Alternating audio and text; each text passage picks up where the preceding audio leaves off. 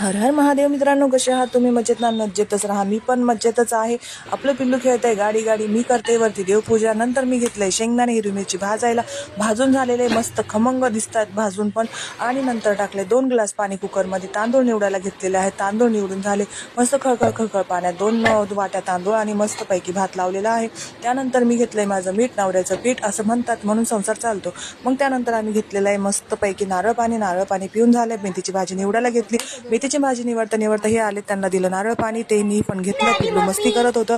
दीदी पण आली मस्ती करायला. मग भाजल्या चपात्या. मग मस्त छान छान मेथीची भाजी, असं भात भाजी चपाती मस्त खाल्ली आणि जेवण झालं होतं. पिल्लू थोडंसं नाटक करत होतं. मग त्यांनी काय केलंय, पिल्लूला असं भरवलेलं आहे. मी मोठ्या पिल्लूला भरवलंय. मग आम्ही खाल्ली गुलाबजाम. त्यानंतर हे आपला रात्रीचा मेनू.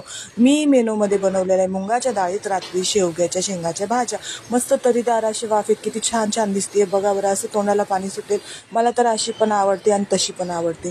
मी आता बनवलं चपात्या बघा तुम्ही. आणि मस्त जेवण करून पोटभर आम्ही बसलेलो आहोत आरामशीर. चला तर